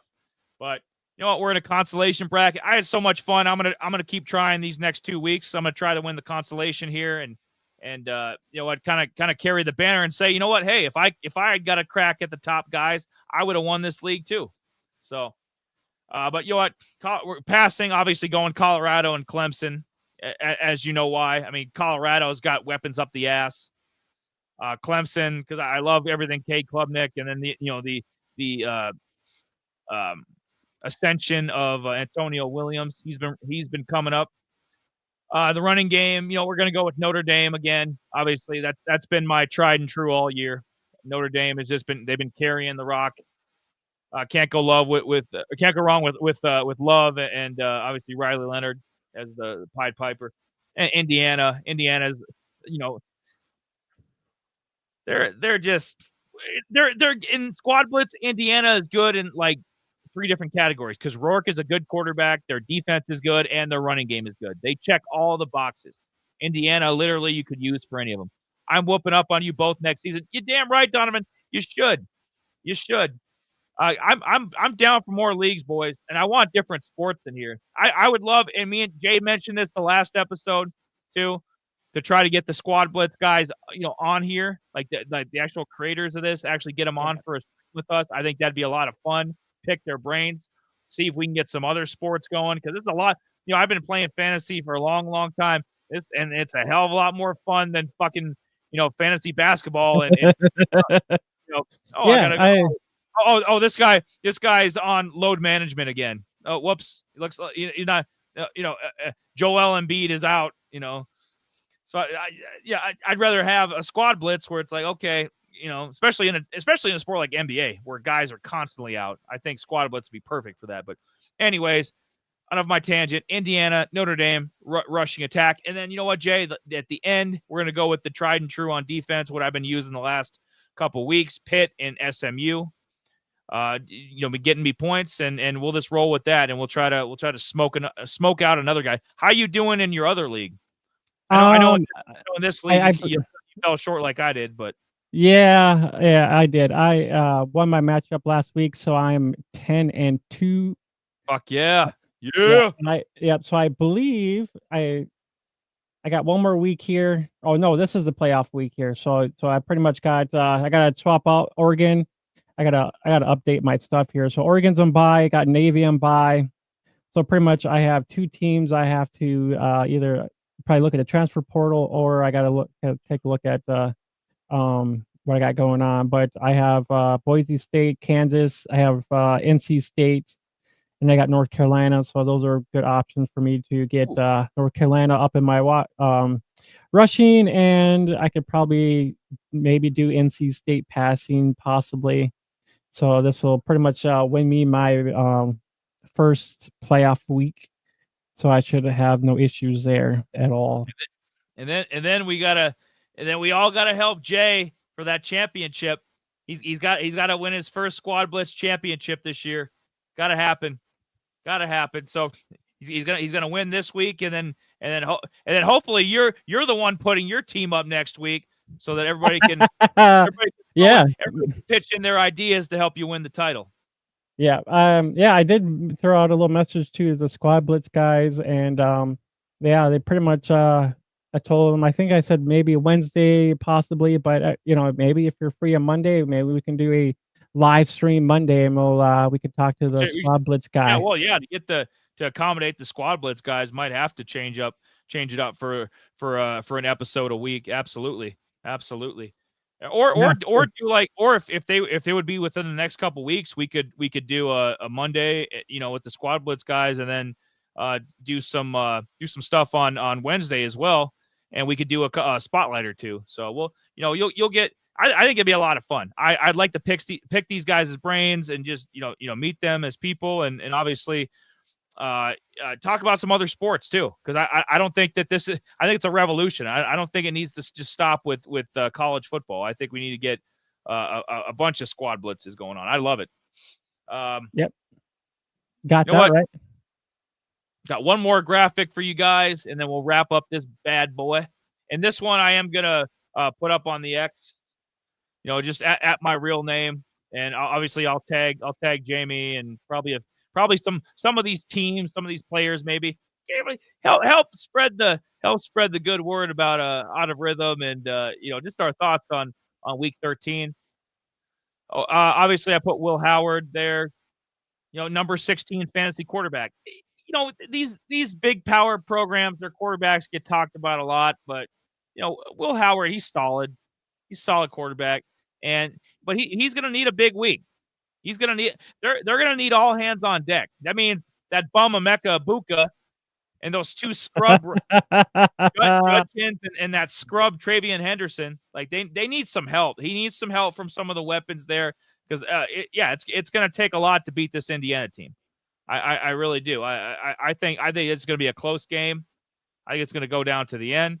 It just depends. Like, is this still the same Will Howard from K-State last year, or is it the new national championship contending Will Howard? Number, you know what? There ain't no numbers here. We're moving on to we just got players here. Tyler Huff, the number 8 fantasy quarterback. He is. I love this matchup. That's why I put it as my big 4 on the bottom. I love this matchup. Jacksonville State, Sam Houston State.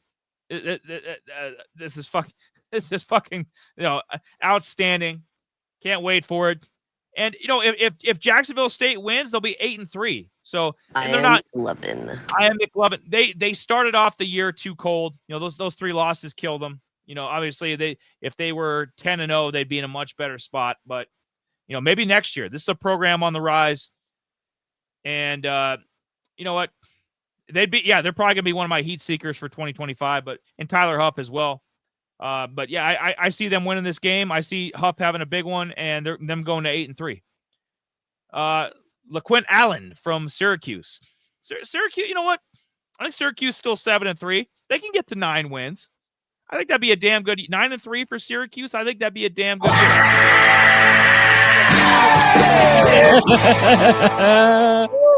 year. Never fails. But UConn's also 7-3. I don't think anybody knew that. Because UConn, that's impressive. That is. The Huskies are 7-3 and just kind of under the radar, but they're about to go to 7-4 because Syracuse is going to win this game. LaQuint Allen's going to have at least one. If you got a prop with him, he's going to have at least 1 touchdown. Kyle McCord will get back to business. I think he'll have a big game, big passing game. So I like the whole. Oh, go ahead, Jay. I was going to say, does that mean UConn is actually in the Pac-12 now? Because as far as I know, I believe their basketball team is a Pac-12 team now. You don't say. Well, they should be. What if you're not in one of the major 4 conferences, and you're a national champion. I mean, their basketball program's top notch. We know how good the men's UConn basketball program is, multi-time national champion. And their football program, I mean, they've had a few moments here and there the last 20 years, that nothing great or anything. But if you get an invitation to the Pac-12, I'd fucking take it in a heartbeat. That's going to be a power. Once they get the number, the necessary teams back, that's going to be a Power 5 conference again. Once they add Boise, they add a few other teams, they'll be back in business. So I get on the Express now. I like that. But LaQuint Allen going to have a big game against UConn, absolutely. Damon Claiborne, Jay's talked about him a few times on the stream. Number 13 fantasy running back. I think if they have any chance against Miami, it's gonna be him carrying the rock. I mean, let's just be honest. Claiborne's their only chance against Miami. I think Miami's gonna. I think they're gonna roll them. I think Miami's pissed off about people talking smack about them. Oh, you guys are overrated. Oh, you should have 2 losses. Defense is awful. All this nonsense. But if they did have any chance to beat Claiborne, he's had a damn good fantasy year, top 15 fantasy running back. So be on the lookout for him. Clemson, Antonio Williams. There's that guy again. They're playing the fucking Citadel. Jay, do you even know where the Citadel is? I've heard is that a racing team? Yeah, that's what I was like. It doesn't even sound like a college. The Citadel. It sounds like an Indy. Sounds like an Indy 500 team or something. Right. Like Yeah. Yeah, it's a fucking Formula 1 race or something. But yeah, Klubnik, Antonio Williams, all these guys, they're gonna drop. Clemson's gonna drop at least 50 on this team. I mean, most definitely. Yeah, I mean, yeah, this is you got Maffa for a prop, or if he's on your fantasy team, Maffa's gonna have a big game. Clemson's just gonna mop the floor with this team. Yeah, And I then- mean that's gonna be an easy dub for them. Yes. And then the final guy, we've been talking about him all night. Yes. Not Western, but Wester. LeJohntay. He had. I had to look that up from 2023. He, before he transferred in the portal, he had a monster fantasy season last year. Monster season. And now he's just coming on. He's up to the number 32 fantasy receiver for Colorado.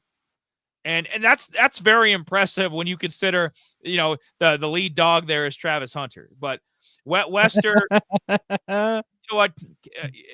Kansas has been playing a lot better the last few weeks. I'll give them that. But this Colorado passing attack is just a different animal. Having to stop all these studs, I don't see it. I think Wester could have just as good of a game as Travis Hunter. I do. I've been talking him up all show here. And then these are the 6 guys that you should look at coming up for week 13. A lot of good matchups there. A lot of good matchups. And speaking of matchups, Jay, to close us out, do you have your big 4? There's Chloe. There's Chloe the cat. Yeah, she's a pain in my arse. Yeah, she's a pain in my arse. Yeah, pain in the arse. Yes. All right, Chloe, you have to get down here for a moment. Okay, get down. Come on. No one wants to see your butt. Yeah. All right.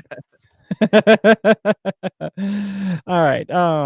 So we got our notable games of the week, which is pretty crazy to think about here. Yeah, we have Indiana, Ohio State, we have Colorado, Kansas, we got Army, Notre Dame, we got BYU, and Arizona State. All just liable. I mean, these are all like pretty much match, a lot of these games are pretty much comes down to in or out on the college playoffs. So a lot of these have implications on if they're in or out.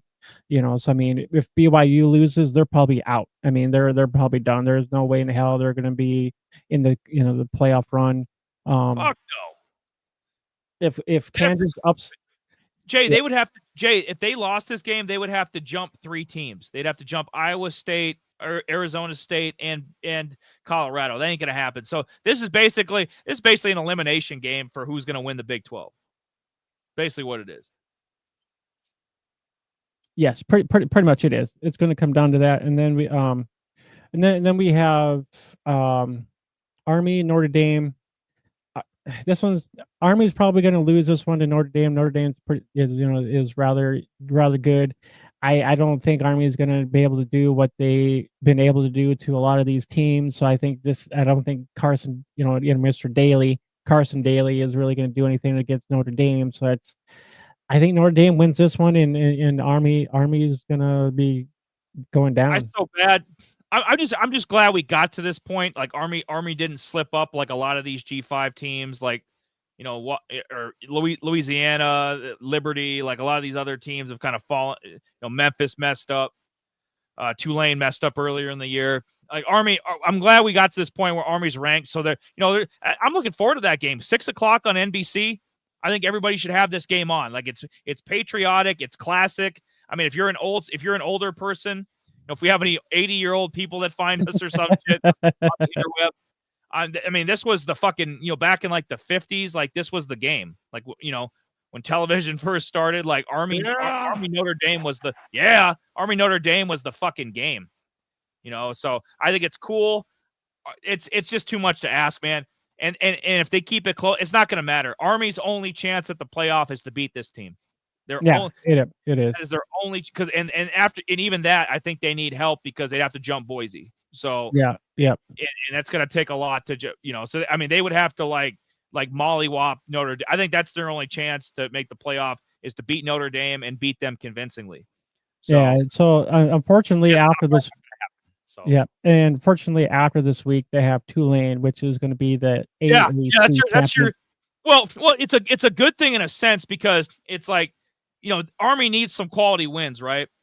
So if you somehow, I mean, that's a gauntlet. That's a gauntlet for Ohio State having to beat Tulane and beat Notre Dame. I mean, those are 2 fucking damn good top 20 teams. Like Tulane is on fire. Notre Dame is too. Like that's asking a lot of anybody. Like Army could easily have 2 losses when it's all said and done here. I mean, they could lose both these games very easily. But I just just being like a military guy, just supporting. And I think it's cool. Army's ranked here. This is awesome. I'm looking forward to the game. Probably not going to win, but I'm looking forward to it. Yeah, I think it'd be a pretty good game. Then we got Colorado, Kansas. I mean, I think this is a very well upset game just because Kansas whooped up BYU. So I mean, if Kansas can hold Colorado, I mean, this is this is a lot of implications on Colorado winning out, maybe making the playoffs if they beat Kansas here. I mean, is it possible? I mean, yeah, I'm pretty sure they could probably beat Kansas. Oh, but yeah. It's one of those. It's one of these upset alert games where you thought BYU should have won. Kansas ain't winning 2 upset alerts in a row. They were on upset alert last week. I mean, we kind of hinted at, hey, Kansas could probably win this game. This week, yeah, Kansas's game. I mean, they're better than they were, but yeah, Colorado's got this. Yeah. Then we got Indiana and Ohio State to wrap our day up. And this is, if Indiana wins against Ohio State, I hope Ohio State just kind of falls down into the first round. Not a championship kind of caliber kind of team. So I hope Indiana just comes out and just comes smashing. Really, honestly, because I'm sick and tired. I mean, Ohio State, their offense is really pitiful. I mean, there's really nothing really going on with Ohio State. They might have the weapons, but they're not a Miami where they got the weapons and they actually show it. So that's just my peas of the pot when it comes to Ohio State this year. They're just there because the people are voting for them. That's all it is. Yeah, like I said, Indiana, all the phases of the game, special team, the running game, the defense, the passing games. Rourke's not, he's not fucking Cam or like that level, but Rourke's a good quarterback. They got all the boxes checked. This is gonna be a close game. I think Ohio State wins, but I think it's close. I think Ohio State it'll be like a 3-point win or a 6-point win. But that's all Indiana needs. Indiana doesn't need to win this game. They need to prove that they can stay with Ohio State, because that way they can prove they're a playoff team. Yeah, I mean, if they only lose by maybe like 2 points or 3 points at most. Yeah, they're a lock. They're getting into the playoff. Yeah. That'll be satisfying for everybody. But I'm gonna go Indiana. I'm gonna go Colorado. Probably Notre Dame. The BYU. I think I'm gonna stick with my BYU. I'm going Ohio State, Colorado, Notre Dame, and Arizona State. All right, there we go. There's our games for the week, and then we'll see how that goes afterwards. Yeah, man. Yeah, and thank everybody that caught the stream tonight. If you didn't, if you want to come back and watch us, you know where to find us. And like we always say, spread the word. If you have any college football fans, anybody that does college football fantasy, we hook you up. We're hooking you up here. We're giving you a bunch of players, a bunch of different teams. It's just stuff to look excited, to be excited about, because it's a lot of the same mundane shit you get from ESPN and CBS Sports and all these different places. It's the same fucking teams. They talk about the same 8 to 10 teams all the damn time, when there's other great matchups going on that you like.